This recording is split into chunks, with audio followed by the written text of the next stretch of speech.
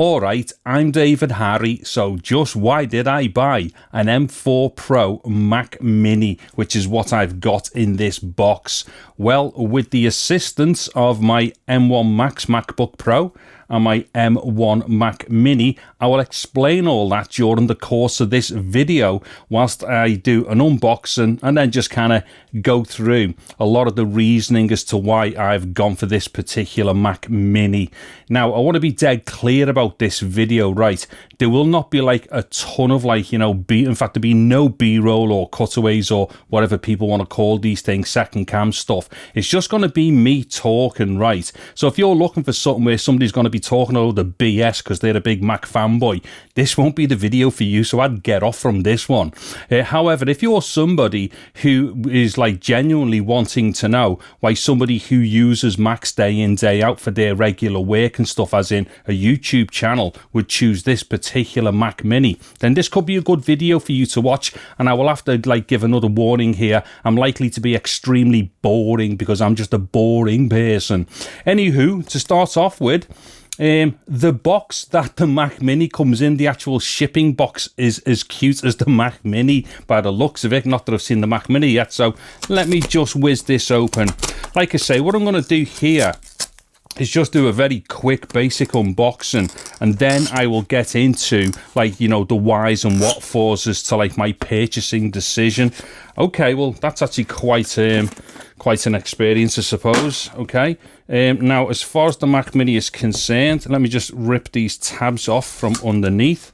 Now, as we can obviously see here, I'm used to using Macs. In the past, in the past, I've been on, or I was on Windows for over 30 years. And although I did use Mac in between a lot of things over the last, say, 33, 35 years, it was only very minimal use of Macs. What it was, I used to run like a multimedia company years ago. We used to do like a duplication company. Also, I've done like loads of stuff to do with music and also video and film production over the years and stuff like that. Now, most of that was all based around Windows systems. So primarily, and like, basically, essentially, I was a Windows person, but I did have Macs for doing certain things. Now, if anybody is of a certain age, you might remember things like Flash and Director and stuff. So we used to actually have to use Macs to do like quality control for like CD-ROMs and stuff like that, or mixed mode CDs and things, where we would have like the launches on CD and stuff, and we had to like double check that they worked on Macs and stuff. So I've kind of like had my hand in with Macs for a very long time, but they were never part of like my normal like daily workflow until only about 3 years ago, to be honest. Anywho, let me just open this box up. The box is really nice, but do you know what? Right, that's just awesome, right?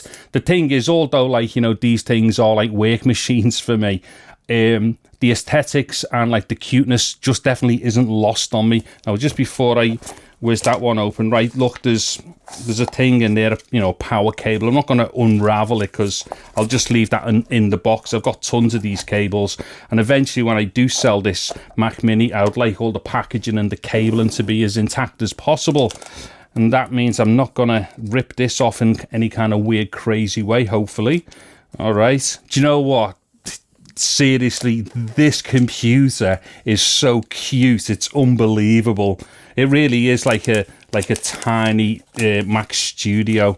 Wow, that really is fantastic. Okay, so as we can see there, that's what it looks like. In fact, you know what? Let's just quickly do this. So that's like the M1 Mac Mini, and then that's an M4. This is the M4 Pro. I'll get into the specs as I go through all this.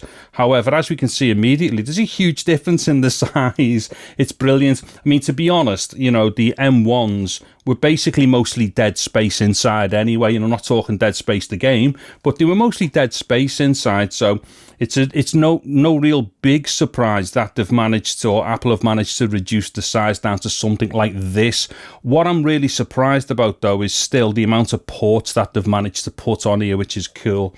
Okay, so as far as the specifications for this particular Mac Mini are, it is the M4 Pro So I did the update to the 14 CPU cores and 20 GPU cores. Unfortunately, I didn't want to go all the way up to 48 gigabytes of RAM, although I've had to do that because I'm used to using just 32 on the M1 Max and 16 on the M1 Mac Mini here. But I thought to myself, I'd get away with 32 because I'm normally just under 32 with like my worst possible tests for like video editing and stuff that I do on the M1 Max there. However, it went from 24 up to 48. And in the UK, that's like a difference of like £400 just for that difference in the RAM. It's absolutely ridiculous pricing. Now, in this video, I'm not going to do all me bitching and moaning about the Mac prices and stuff. However, I will do some videos where I'm definitely going to lay into the pricing structure that Apple do, because it's absolutely insane, insanely bad. That is, insanely bad for what essentially are mostly great products. Anyway, so I did end up getting the 48 gigabytes of RAM. Now, as far as the storage is concerned, I could have got away with the 0.5 terabyte. However, like me M1 Max here has got a 1 terabyte in. This has only got 256. But if anybody's familiar with my channel, I do a lot of different builds and stuff for the likes of like Thunderbolt SSDs, external drives and all that. So I mostly use like a lot of external drives. So as long as I can get my basic software within the actual internal storage doesn't have to be particularly big for me. However, there is one problem. And that is, Apple over the years since the introduction of M1 have kind of messed around a little bit with, sorry, this is a jump cut because I've just had to go and answer the door.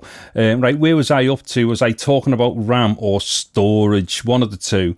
But what it is, Apple have been known to kind of like mess about with their storage and RAM configurations, as in both of them can actually get slower between like certain iterations of the processors and like, the certain configurations and stuff. So just to be doubly sure, I went for the 1 terabyte of storage on this particular one, only because I wasn't too sure whether the 512 might have been slower than the 1 terabyte. Technically speaking, they shouldn't really be, but I thought, well, if I go for the 1 terabyte, I definitely will not get any bottlenecking when I do some of my tests. So those tests where I like build like Thunderbolt drives and stuff like that, it's important that the internal storage of the Mac is actually really fast, because if the internal storage isn't faster than the external storage, then you're not actually doing the testing properly. So like I say, although like 512 would have suited me, I just didn't know what the speed was going to be like on it. So rather than like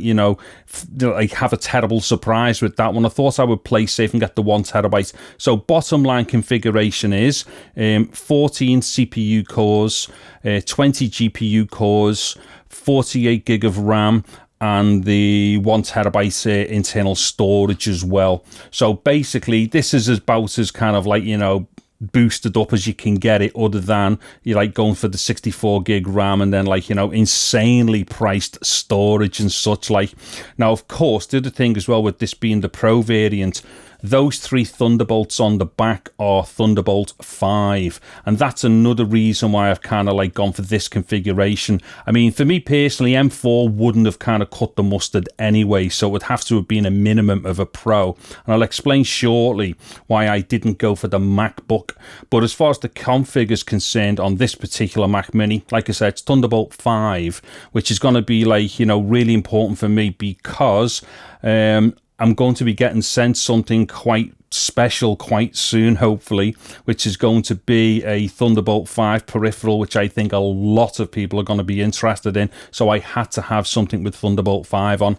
Okay, so that's the basic story of what type of Mac Mini this one is. And I dare say a lot of people who want a powerful system on their desktop will have configured pretty much the same way for their Mac Mini as well, using an M4 Pro with like similar kind of like boosting for the RAM and whatnot. Now what I'm going to do is, as best as I can in as short a space as I can, or as short a time as I can, is explain why I've bought it. Right, so this whole story about me giving you before about Windows and all that stuff, that's actually quite pertinent, because what it was, after some point, I was having a lot of trouble with my editing system that I was using under Windows. It just wasn't being updated and stuff, and, you know, it was just slowing me down. Now, I've built like hundreds of Windows systems, and I've built like loads of high-powered gaming systems and stuff like that. So I'm dead familiar with x86 and, like, you know, building stuff and all that kind of thing. However, I'd got to the point where for my own particular, like, daily use for work, I'd kind of hit a bit of a roadblock, a bit of a brick wall. So I thought, well, okay, I'm going to have to make some drastic changes. Now, the thing is, you know, anybody out there who's involved in, like, you know, using computers for work, doesn't matter what type of work it is, you know yourself, if you've got a computer system in place for your daily work, it's really difficult to change either the software or the computer platform, because you can't really afford to have any downtime with these things and what have you. So it is actually quite a frightening prospect to do changing about either your regular software or your hardware platform.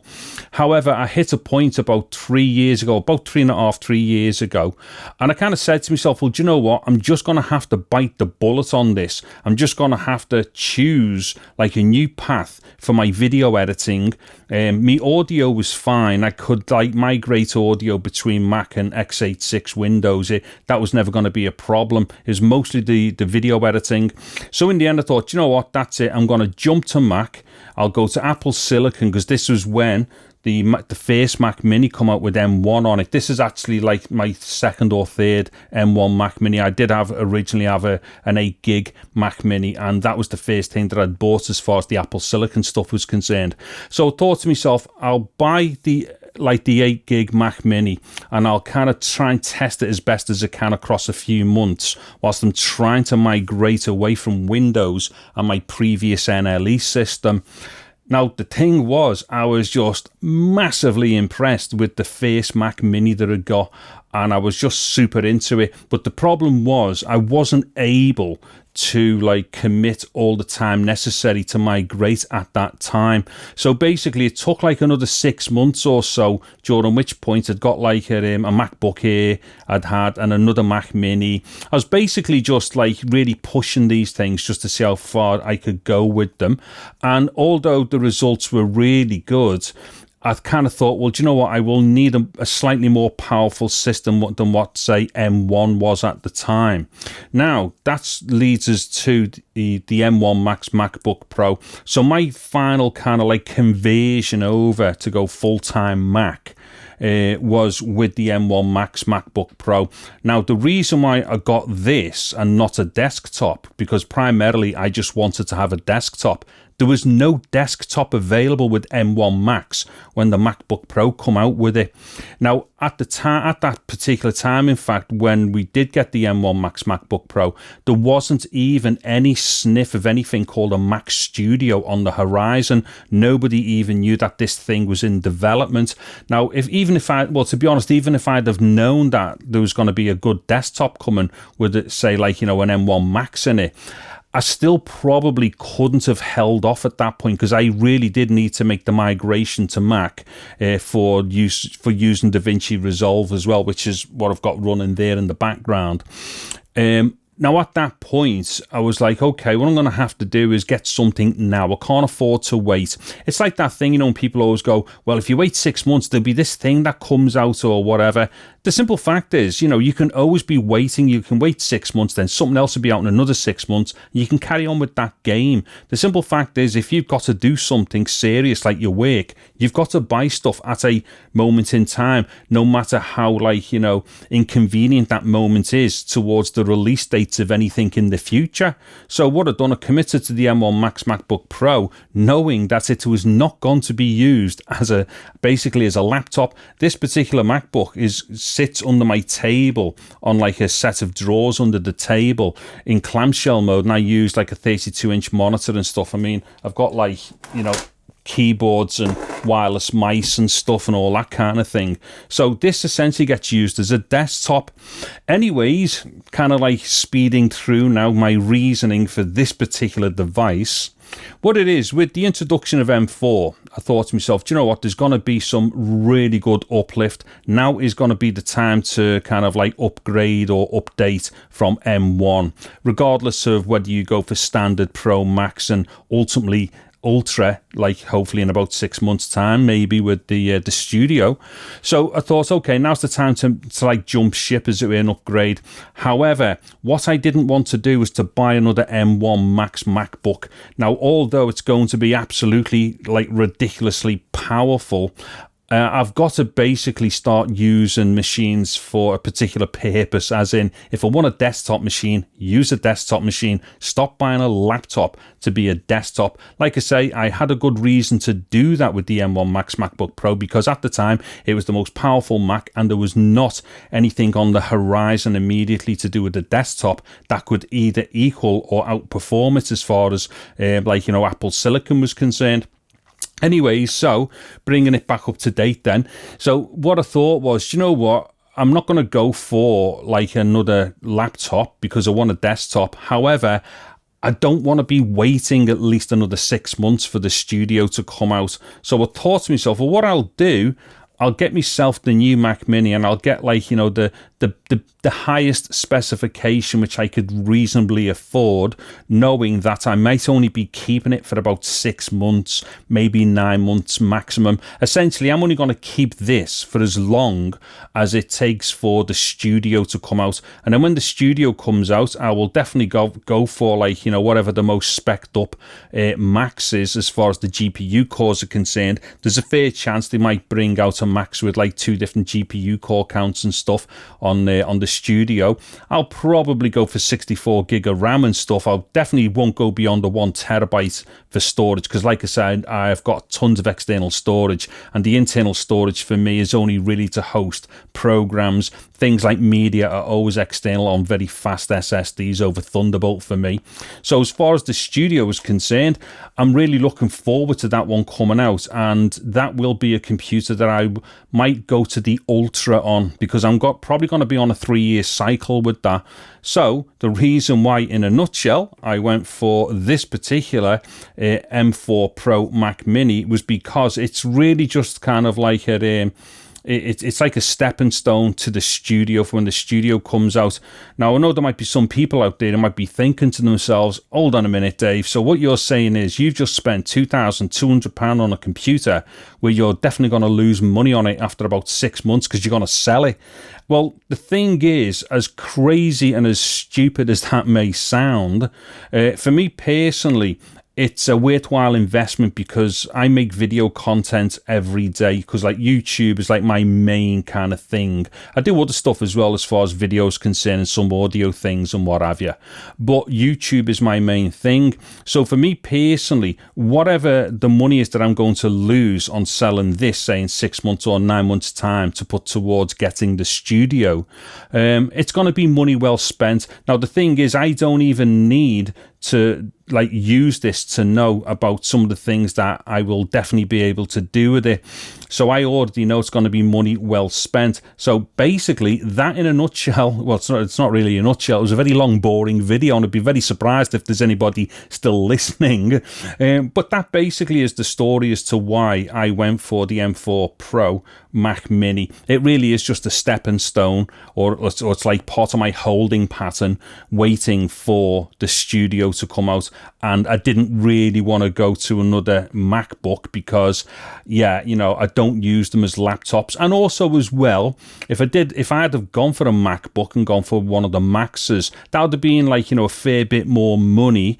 And it would also be more money to have lost, because even if I'd have gone for the M4 Max MacBook, it would definitely have only been getting used until the next 6 to 9 months until the studio comes out.